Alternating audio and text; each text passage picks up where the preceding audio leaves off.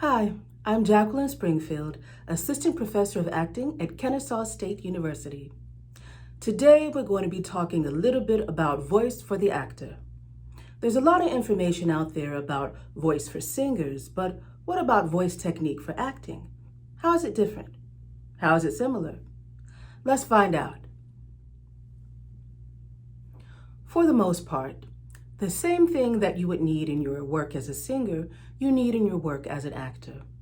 At the end of the day, the main difference between singing and acting is that with acting, we're not as concerned about hitting the right pitch or the right notes. But it is the same instrument. So much of what we'll talk about today will be helpful to you, whether you consider yourself an actor, a singer, or both. One of the first things that we need to do as professional voice users is to have a physically free body. That means releasing unnecessary tensions in the body. Most of us walk around with what we call habitual tension. That means tension that we hold out of habit, oftentimes being unaware of it. As professional voice users, tension in our jaw, our neck, our shoulders, the backs of our knees are areas where we tend to hold a lot of unnecessary tension that gets in the way of our ability to speak clearly and to move freely in performance. So releasing those tensions is the first thing that we have to do as performers. Secondly, breath support. The ability to clearly support your breath in performance is important. We have to breathe differently as actors than we do in our everyday lives.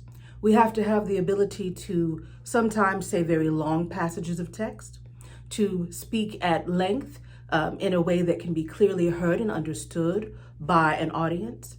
So breath support is an important part of what we do because we don't have to use that same kind of breath support in our everyday lives.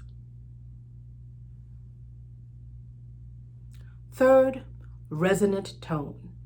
When I say resonant tone, what that means is the sound needs to reverberate freely, resonate freely throughout the body, and then into the space. So when we find resonant tone, if we've allowed ourselves to release the unnecessary tensions in our body, find the breath support that we need to speak for performance, then we can allow the sound to reverberate freely in the body and into the space. A fourth thing that we need, clear articulation. So we'll talk about how do we work on our articulators, our jaw, our lips, our tongue, in order to really be clearly heard and understood in performance. So first, I'd like to show you some exercises that help release tension in the body. We'll start with the head and neck. So if you'll take a nice tall stance, allowing the spine to be elongated, then you're going to just take your head, drop it forward so your chin goes toward your chest. You want to really feel a sense of release through the back of your neck. You're going to take your hands, interlace your fingers, and place your hands gently on the back of your head. That additional weight helps to increase the stretch in the back of your neck. Don't push, simply let the hands rest there. Breathe in deeply until you feel a little bit more of a stretch in the back of your neck. Breathing in, and then breathing out. And do that twice more. Breathe in, out, and once more. In, and out. Keep your head dropped forward. Make a fist. Place that fist on your forehead and use that fist to gently push your head up. We do that because once you've stretched out the back of the neck, you don't want to bring your head up too quickly because then it puts pressure on those muscles that you just stretched out and it's easy to catch a cramp. Then we're going to stretch over to the side. So you take your head gently over to the side, use your hand, gently rest it on the opposite side of your head. Let the other arm just dangle, trying to release in that shoulder. And we breathe in here 3 times. Breathing in, out, in, out, and once more in, and out. Again, make a fist, bring the head up. Same thing on the other side. Dropping over, hand resting on the opposite side of the head. Arm dangles, shoulder is released, breathing in. Out. Again. And once more. Bring the head up slowly, gently. From here, we're going to stretch out the ribs. The same concept will apply. We'll stretch forward to open up the back ribs, and then we'll stretch to each side. So when we stretch forward, we're going to elongate the spine, let the head drop first, and you want to stretch just far enough that you can start to feel a sense of release in your back ribs and in your lower back. Let your arms hang forward. Breathe in until you feel your back rib cage expand. Nice deep breath. Then as you exhale, keep letting those arms dangle. Do that twice more. Inhale. Exhale. Inhale. And exhale. Gently bring yourself up. We'll stretch up, elongating the spine, and then over to the side. So you should feel a stretch in your rib cage here. And while you're stretching to the side, we're going to breathe in and see if you can feel a sensation of expanding and widening in the lateral part of your ribs. So we breathe in, exhale, twice more, in, and once more, in. We'll gently come up. Spine is long, over to the other side. Same thing here, breathing in. Out, in, out, and once more in, and out. And bringing ourselves back up to center. From here, we're going to move into exercises that are going to help us more with our breath support. So if you will, take your hands to the low part of your ribs. You want to feel the bones of your rib cage, not here on your hips or on your waist, but right there where the widest part of your ribs are. And so your forefingers will be in front, your thumb will be behind. Try and keep your shoulders relaxed. You're going to breathe in until you can feel your hands start to move away from the body. Breathing in, allowing the belly to expand as well, and then we breathe out. So as we do that, we get a much lower, deeper breath than we might normally do in our everyday lives. Let's try it again. Hands on the ribs, breathing in, ribs expand, and exhale. And once more, breathing in and exhale. So now we're going to do an exercise where we count and see if we can use the breath support to get all the way up to number 10. So we breathe in a way that allows the ribs and belly to expand. And then we count slowly, trying to use the air, manage the air as it comes out. 1, 2, 3, 4, 5, 6, 7, 8, 9, 10. And we do it again, nice and easy. Expand the ribs, allow the belly to expand. 1, 2, 3, 4, 5, 6, 7, 8, 9, 10. So as we do that, the goal is to do 1 to 10 all in one breath and managing the air as it comes out. The more we allow the ribs and belly to expand on the inhale, the more air that we get in and the more air we have to speak with, so we can manage our way all the way through all 10 numbers. Let's try it one more time. Breathing in. 1, 2, 3, 4, 5, 6, 7, 8, 9, 10. Very good. Now we're going to work on an exercise that helps us with resonant tone. So resonant tone, as I mentioned, is sound that reverberates freely through the body and out into the space.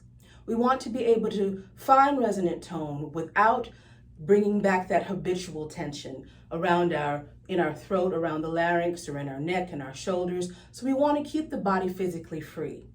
We also want to maintain that concept of breath support, really allowing the body to expand outward, especially the ribs and belly, on the inhale, and then using that breath to send our resonant tone forward. So first we're going to just start a little bit of a hum. So you close your lips, find somewhere right in the middle of your pitch range, and just do a little hum.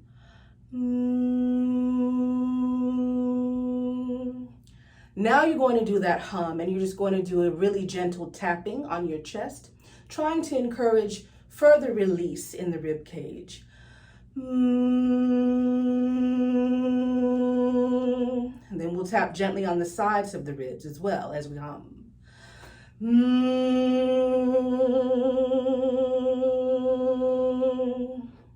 So when we do that, we're finding resonant tone by continuing to allow the release of tension so that the sound can reverberate more freely in our bodies. Now we're going to see if we can take that resonance and put it right in the front of our faces. So you're going to take your hands, place it right at the base of your nose and underneath your chin. Here is where you want to direct the vibration of sound.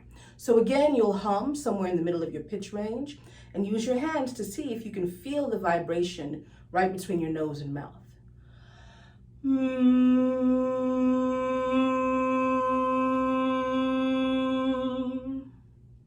So it should feel buzzy and vibrant.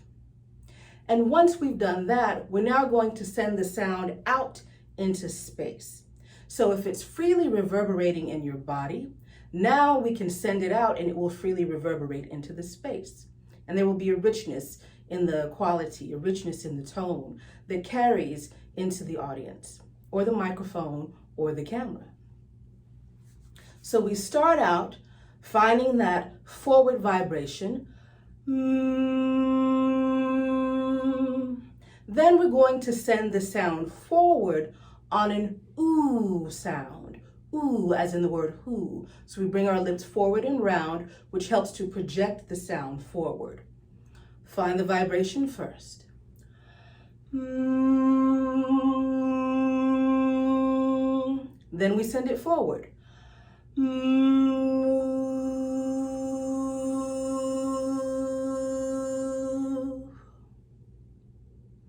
Now we'll do that same thing, but this time we'll use an ah sound, the most open sound we have in American English. So we release the jaw, and then we allow the sound to travel up. We're going to keep our focus forward. You don't want to look up, and that puts a strain on your larynx. So what you want to do is just release that jaw and imagine the sound traveling up into the ceiling above you. We're going to physicalize the sound by bringing our arms up as well, but focus stays forward.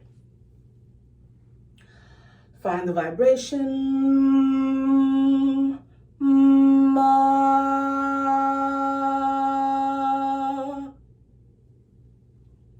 And then we'll do E. This time the sound will go forward, split, and go side to side. So it's moving in two directions at once. We'll physicalize that by bringing our arms out, really releasing the upper chest. Find the vibration. Me.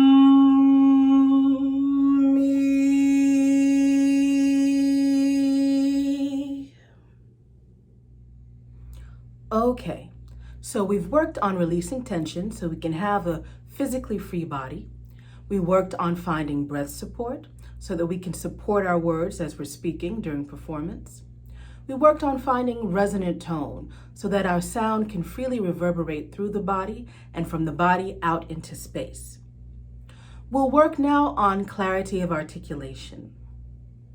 One of the ways in which we can do this is by doing what people oftentimes call tongue twisters. I like to call them tongue untwisters. So the goal here is to say these words that are meant to be difficult. They are meant to cause the articulators to be put in positions that can be very trying. So we do them first slowly so that we can get a little workout of our articulators, our jaw, our lips, our tongue. And then we do them a little bit quicker so we can check for our articulatory agility. This first tongue twister works on clarity of final consonants. Those are the consonant sounds at the ends of words. Those tend to be the sounds that we don't make clearly in performance, and it can make it hard to understand what we're saying. It goes like this. Give me the gift of a grip top sock, a dip, drape, ship, shape, tip, top sock. So you want to be sure to focus on the ends of each of the words. Let's try it again. Give me the gift of a grip top sock, a dip, drape, ship, shape, tip, top sock. Let's do it again a little bit faster. Give me the gift of a grip top sock, a dip, drape, ship, shape, tip, top sock. Give me the gift of a grip top sock, a dip, drape, ship, shape, tip, top sock. This next tongue untwister works on the p sound, what we recognize as a P sound, so it's a good warm-up for our lips. This is an oldie but a goodie. It goes, Peter Piper picked a peck of pickled peppers. A peck of pickled peppers Peter Piper picked. Let's try that again, really focusing on the P sound at the beginning of each word. Peter Piper picked a peck of pickled peppers. A peck of pickled peppers Peter Piper picked. Let's do those two lines again, a little bit faster, but with the same clarity of the P sound at the beginning. Peter Piper picked a peck of pickled peppers. A peck of pickled peppers Peter Piper picked. Once more, that fast. Peter Piper picked a peck of pickled peppers. A peck of pickled peppers Peter Piper picked. How'd you do? This next one focuses on S sounds. S sounds can be somewhat problematic because there's so much air behind them, and it can be difficult to make sure that S sounds are clear in performance, particularly when you're performing in a large space. So this one goes, Sally sells seashells by the seashore. Sally sells seashells by the seashore. Let's do that again, twice, a little bit faster. Sally sells seashells by the seashore. Sally sells seashells by the seashore. This last one also works on S sounds, and it is quite difficult. In addition to working on S sounds, there are other sounds that occur in different parts of the mouth that this one also works on. That's what makes it hard. So this is an advanced challenge for you in your tongue untwisters. The sixth, sick, sheiks, sixth, sheeps, sick. The sixth, sick, sheiks, sixth, sheeps, sick. Pretty difficult, huh? Let's try it again, twice, a little bit faster. The sixth, sick, sheiks, sixth, sheeps, sick. The sixth, sick, sheiks, sixth, sheeps, sick. If you do those tongue untwisters, and there are many others that you can find as well, they really do help you to improve the clarity of articulation because it's a good workout for your tongue, your lips, and your jaw. Thank you for joining me to talk a little bit about Voice for the Actor. I hope you enjoyed it as much as I did. Again, I'm Jacqueline Springfield. Thanks.